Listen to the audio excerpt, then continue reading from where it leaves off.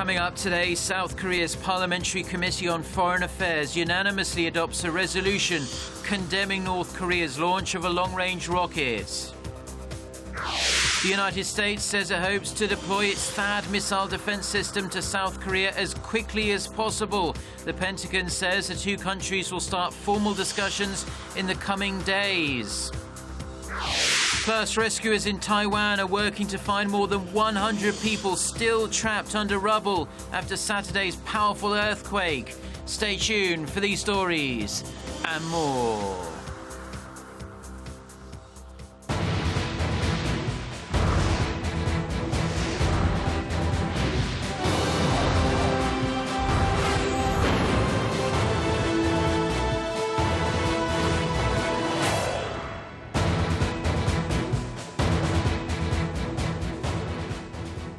Hello to our viewers around the world. It's 6 a.m. on Tuesday, February 9th here in Seoul. Thanks for joining us. I'm Mark Broom.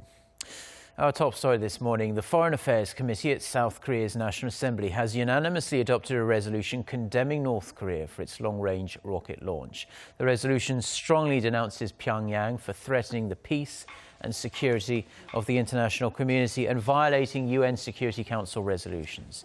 It says the launch serves to further isolate the North and that Pyongyang will have to pay a steep price for its provocations. It also calls on the South Korean government to strengthen security levels to deal with the future threats from the regime, along with more efforts to revive stalled inter-Korean talks. North Korea fired the rocket on Sunday morning. Pyongyang claims the launch was to put a satellite into space, but the international community, including South Korea and the US, see it as cover for a ballistic missile test. And tensions flipped up a notch on Monday after a North Korean patrol boat trespassed across the western maritime border separating the two Koreas. The South Korean Navy fired off several warning shots before the boat returned to the north. Kim Hyun-bin with the details. South Korea's defense ministry said on Monday that a North Korean patrol boat ignored several warning messages from the Navy before violating the northern limit line. Soon after, 5 warning shots were fired, and the patrol boat retreated across the border. The vessel spent around 20 minutes on South Korean territory. At 6:55 a.m., one North Korean patrol boat crossed the NLL and ignored our warning broadcast. We shot off warning shots and then it retreated. The ministry added that the nation's military remains on high alert after Pyongyang's long-range missile launch, or what the North calls an Earth observation satellite.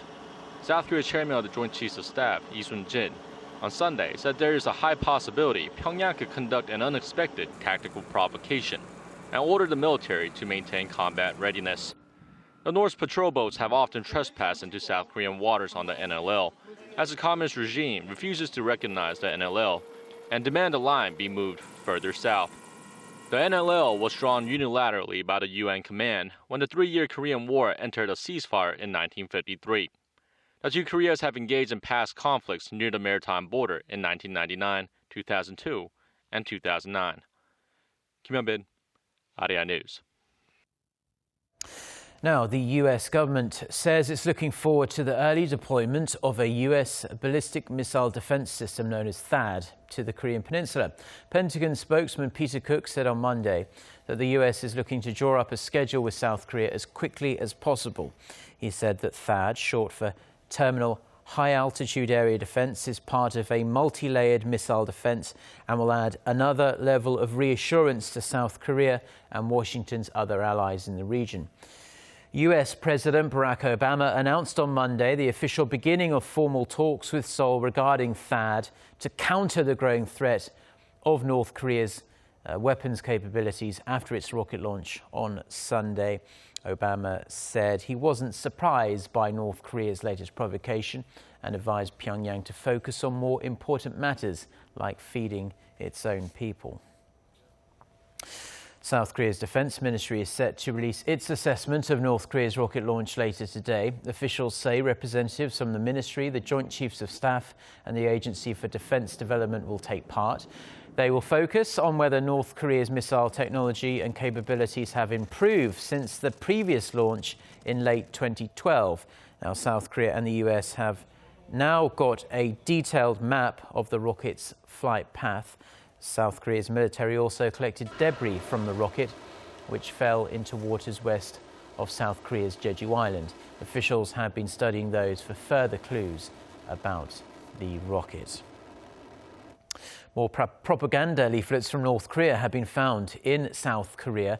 Cheongju Chungwon police say dozens of flyers were retrieved near Cheongju International Airport and have since been passed over to the South Korean military.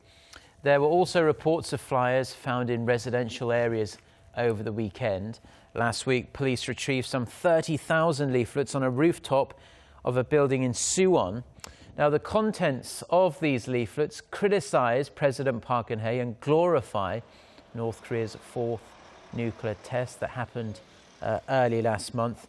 North Korea has been dropping the leaflets by balloon in an apparent response to Seoul's resumption of anti-Pyongyang loudspeaker broadcasts along the border. Now, in other news, hundreds of thousands of people here in Korea will be making the journey back to Seoul on Tuesday, the second to last day of the 5-day Lunar New Year holiday. If you have to make the trip, you might want to start now. It would be a good time, as the estimated drive time from those returning from Daejeon is just 90 minutes. From Busan in the south, under 4.5 hours, and 3 hours from the southwestern city of Gwangju. Setting off now from Gangneung on the east coast will take you 2 hours, 20 minutes. And from Daegu, expect to be sat in the car for roughly 3.5 hours. Now, road authorities say 500,000 people will be hitting the expressways back to the capital on Tuesday. Congestion is expected to hit its peak between 4 and 5 p.m. and stay fairly busy throughout the evening. The estimated drive times to major cities nationwide can be found on the Korea Expressway Corporation's official website. Now, traditionally, people in Korea visit their hometowns during the Lunar New Year holiday as families gather to pay respects to their ancestors, enjoy some hearty food and drink, and observe the holiday. But for those unable to experience a holiday homecoming, there are other ways to celebrate right here in Seoul. Our Lee-ji-won with the details. Unhyeongung, a palace that exhibits Korean royal family culture, is experiencing even more visitors this week. Despite the cold weather, people have come out to enjoy the New Year's festival. We came here to enjoy Seoul holiday and let our daughter experience Korea's traditional customs. Oh, we're enjoying it very much. We just came here just a few minutes ago, but it's very nice. As the Lunar New Year approaches, the Fortune Corner is filled with people curious about how they will fare in the coming year. From making talismans to writing a wish list, people are getting ready to welcome the new year. I wish for my family to stay healthy and happy. People can also learn and play various traditional folk games, such as Yunori, a traditional board game, and Taegi, which is similar to hacky sack. We played Yunori when we were young, but it's really nice to be able to enjoy it again. Visitors can also try on traditional costumes and make bokjori, or a lucky bag believed to bring good fortune to the family. The festival runs until Tuesday, so if you're in Seoul for Seoul, come enjoy what Unhyeongung has to offer. Lee-ji-won, Arirang News. Now, apart from the nation's expressways, Incheon International Airport is one of the busiest places in Korea during the Lunar New Year holiday. This year, it's ready for the heavy holiday traffic, and it has an expanded workforce and equipment upgrades to help people and their luggage moving in the right direction at this busy time of the year. Our Kim Ji-yeon has this report. More than 1 million people are expected to use Incheon International Airport to fly in or out of Korea during the 5-day-long Lunar New Year holiday. This means the airport will accommodate around 170,000 people per day, and that number is expected to shoot up to 183,000 on Wednesday, the last day of the holiday.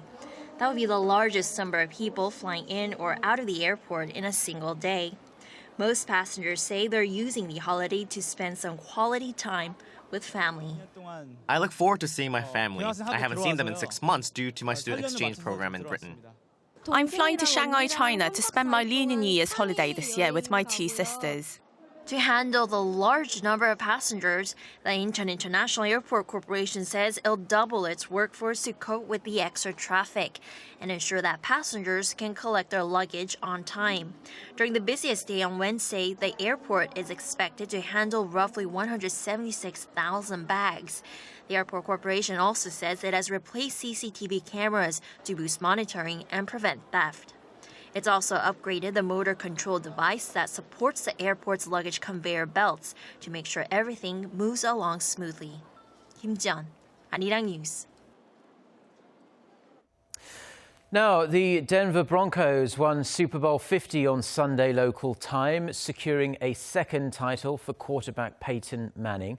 But the athletes weren't the only stars duking it out for legendary status. The Super Bowl is also a battlefield for global corporations, and Korea's biggest companies teamed up with some of Hollywood's biggest stars to make some commercial noise of their own. Hwang Jie with this report.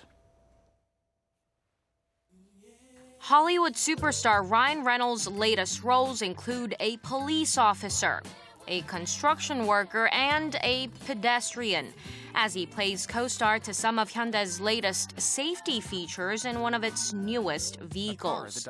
Including this commercial, Korea's biggest automaker Hyundai Motors had 4 advertisements aired during Super Bowl 50. And Hyundai is not alone. Its corporate cousin Kia Motors features the Academy Award-winning actor Christopher Walken. Kia has advertised during the Super Bowl for 7 straight years.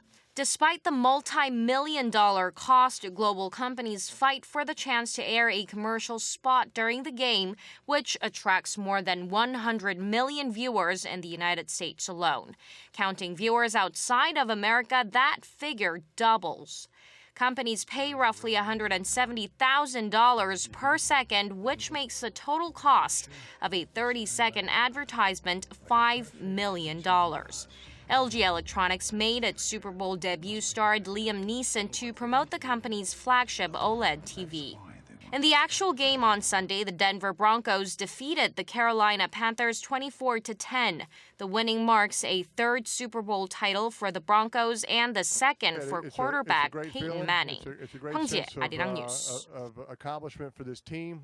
Well, Hyundai Motor was the company that actually drove away with top honors in this year's Super Bowl, coming in first in USA Today's ad meter for its Genesis sedan commercial. It's the first time in almost 30 years for an automaker to win top spot. It is a closely watched measure to see how advertising did during America's biggest sporting event of the year. Now, in the ad, comedian Kevin Hart plays a father who is nervous about his teenage daughter going on a date, so he keeps track of her with a feature of the Genesis that allows the owner to track its location. He then keeps interrupting the date in various funny ways. Now, rescue efforts are ongoing in Taiwan following last weekend's 6.4 magnitude earthquake. According to the mayor of Tainan, the death toll could easily exceed 100. Officials say more than 310 people have been rescued from the rubble of an apartment complex that collapsed, but more than 100 people are believed to be still trapped inside. At least 38 people have been confirmed dead. Hundreds of soldiers supported by high-tech equipment, rescue dogs and cranes are on site. And a couple of survivors have actually been pulled out within the last 24 hours or so. Shelters are being set up as well for those who have lost their homes in this natural disaster. Taiwan is at the junction of 2 tectonic plates and often experiences tremors, although not often at this scale.